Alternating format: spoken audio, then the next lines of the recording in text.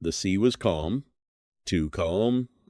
A thin layer of morning mist drifted across the gray water, hiding dozens of long ships that moved almost without a sound. The only noises came from wooden oars slicing through the sea in perfect rhythm and the occasional cry of a distant gull. From the English coastline there was nothing unusual to see, no sails, no smoke, no sign that one of the most feared Viking leaders in history was only a few miles away. At the front of the fleet stood Ragnar. He said nothing. His eyes remained fixed on the shoreline that slowly emerged through the fog. Behind him, more than 100 warriors waited in complete silence. Some tightened the leather straps around their shields. Others checked the edge of their axes one final time. No one laughed. No one boasted. Every man understood that once the ships touched land, there would be no turning back. For weeks they had crossed the North Sea, carrying only what they could fit inside their longships. Food was carefully rationed. Fresh water was precious. Every weapon had been sharpened again and again during the journey. The voyage itself had already tested the men before the battle had even begun. Yet no one complained. They followed Ragnar because he had never asked his warriors to do what he would not do himself. The English believed the sea protected them. Ragnar intended to prove them wrong. Far across the coastline, life continued as it always had. Farmers guided oxen through wet fields, while fishermen prepared their nets before sunrise. Children chased each other between wooden cottages, unaware that danger was approaching from beyond the horizon. Church bells echoed across the countryside, calling villagers to morning prayer. Only the coastal watchmen remained alert. High above the cliffs, they scanned the sea every morning, searching for the black dragon-headed ships that had become symbols of terror throughout England. For several days they reported nothing. The sea appeared empty, exactly as Ragnar had planned. Instead of sailing directly toward the coast, the Viking fleet had remained hidden inside thick banks of fog during daylight, moving mostly at dawn and dusk. Experienced navigators knew every current, every hidden inlet, and every place where the coastline could conceal an approaching fleet. Patience was one of Ragnar's greatest weapons. He was never in a hurry. He understood that a battle won before the enemy was ready was often worth more than one fought with thousands of warriors. As the first rays of sunlight pierced through the mist, Ragnar finally raised his hand. The oars stopped. The entire fleet drifted silently. Ahead, barely visible through the fog, lay the mouth of a narrow river leading deep into English territory. Most commanders would have landed directly on the open beach. Ragnar had chosen something different. The river would allow his warriors to travel farther inland before anyone realized they had arrived. One by one, the long ships entered the narrow channel. Branches scraped against the carved dragon heads at the front of the ships. Birds scattered into the sky as the silent fleet disappeared beneath the cover of ancient trees. Every man remained absolutely quiet. Even their shields had been wrapped in leather to prevent wood from striking wood. Hours later, the ships finally reached a secluded stretch of riverbank. There were no villages nearby, no roads, no patrols, only dense forest. The Vikings stepped ashore.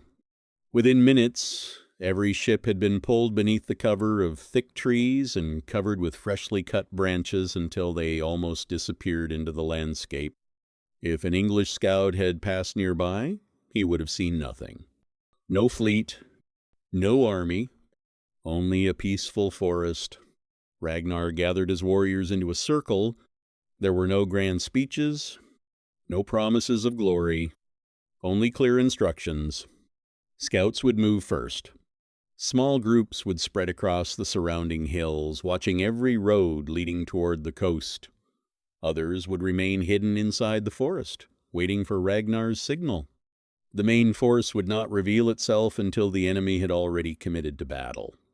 Every warrior knew his role. That discipline separated successful Viking raids from reckless attacks.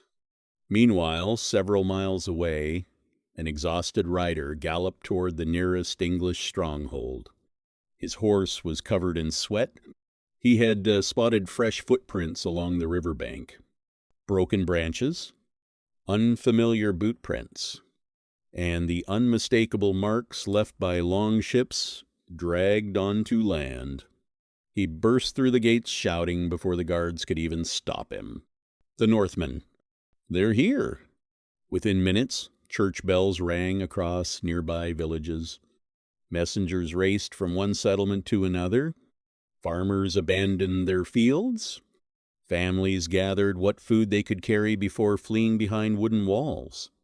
The warning spread faster than the Vikings themselves.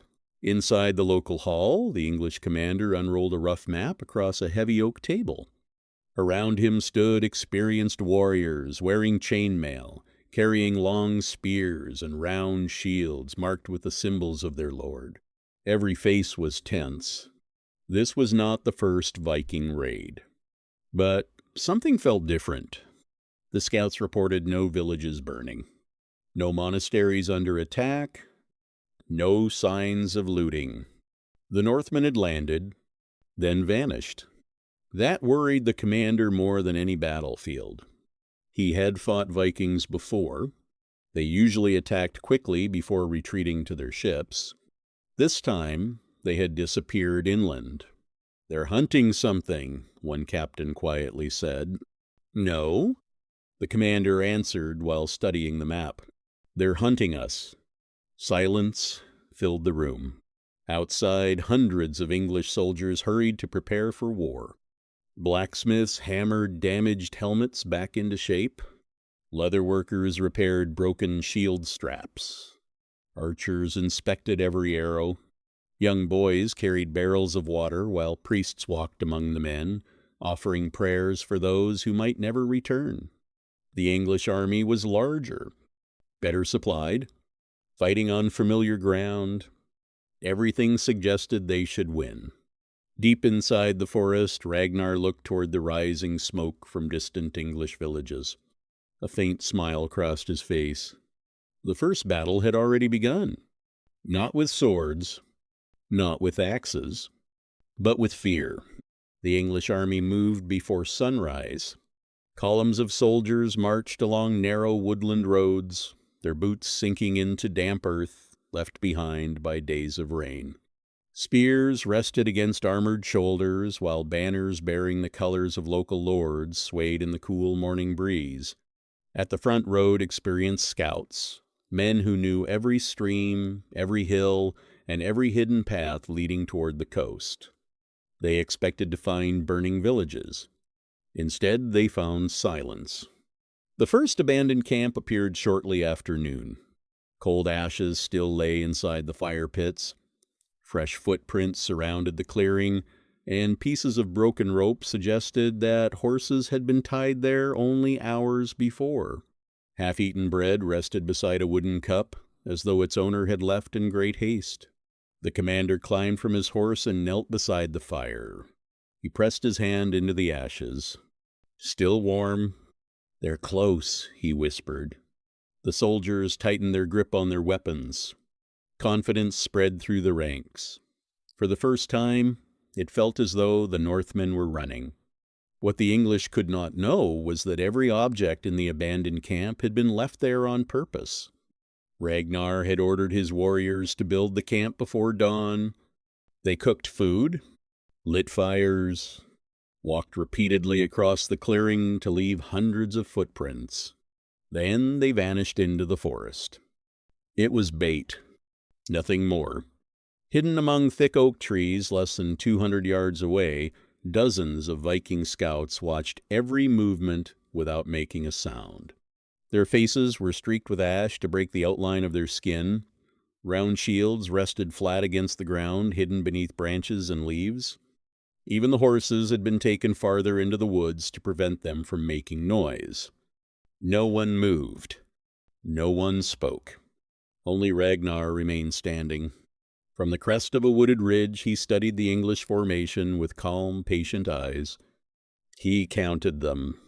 One line, then another, Heavy infantry in the center, archers behind, mounted men protecting both flanks. Exactly as he had expected. He slowly drew the tip of his axe through the soft earth. A single line, then another crossing it. The warriors nearest him immediately understood. The enemy would be divided, not attacked head-on, piece by piece. Far below, the English commander raised his sword. Forward, the column resumed its march. The road narrowed as it entered a valley surrounded by steep hills covered in ancient forest. Massive rocks rose from the ground like forgotten giants, forcing the soldiers into a tighter formation. Long wagons carrying supplies struggled over muddy ground while horses slipped on exposed roots. Some of the younger soldiers looked uneasily toward the trees. They felt watched. Yet every scout sent into the woods returned with the same report. Nothing. No Vikings. No movement. No sound. Only the wind. The commander allowed himself a brief smile.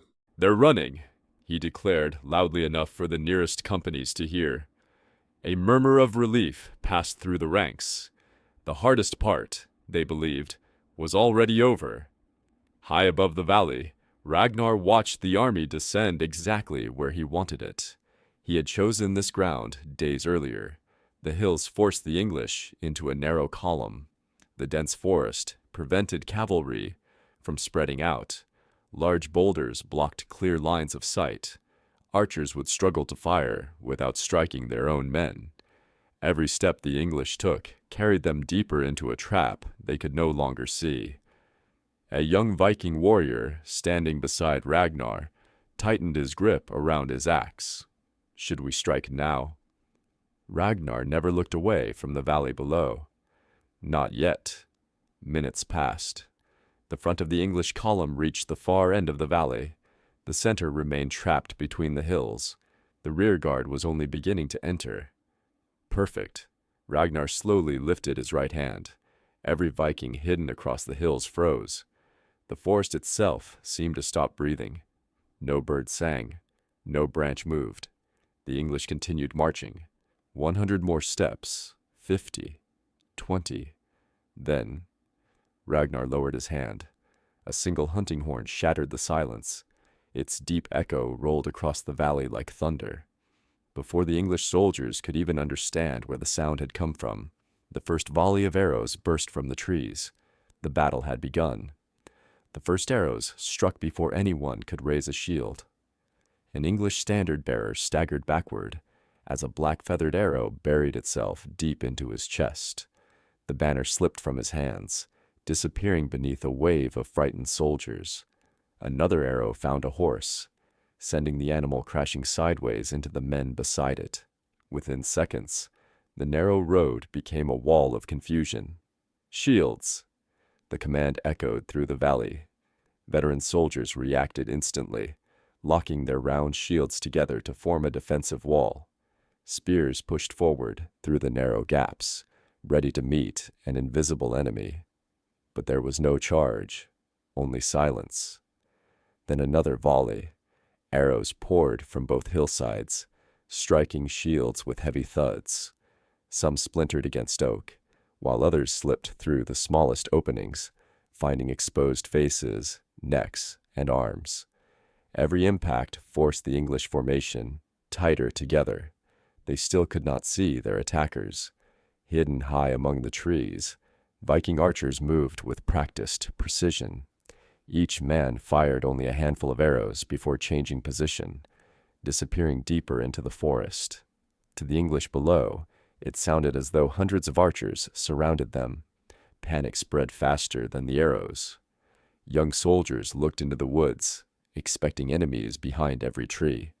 Veterans shouted for discipline, but their voices struggled against the growing chaos. The English commander rode toward the center of the column, forcing his horse through terrified men. "Hold the line," he roared. "They want us to break." His words steadied the front ranks. The shield wall held. For a moment, it seemed the worst had passed. Then the horn sounded again. This time it came from behind them. Every head turned. At the rear of the valley, dozens of Vikings emerged from the trees with shields locked together, blocking the only road back.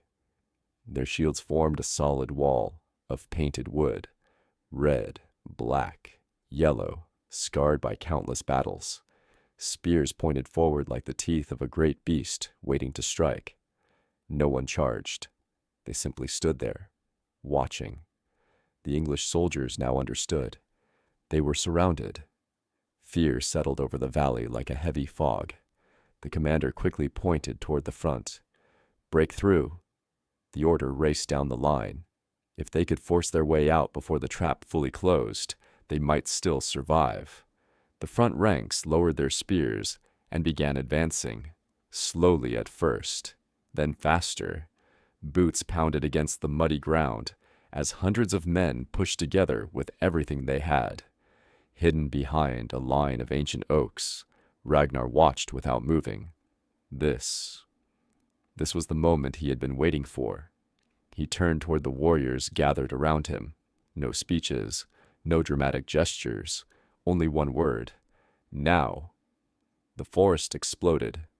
Hundreds of Viking warriors burst from the trees with a roar so powerful that birds erupted into the sky above the valley. Axes flashed in the morning light. Swords rose above painted shields. The sound was unlike anything the English had ever heard. Not organized commands, but the thunder of men who had spent their lives fighting for survival. The ground shook beneath their charge. Ragnar ran at the front. His axe rested low beside his leg, conserving every ounce of strength until the final seconds. His shield covered his chest as arrows continued to whistle overhead.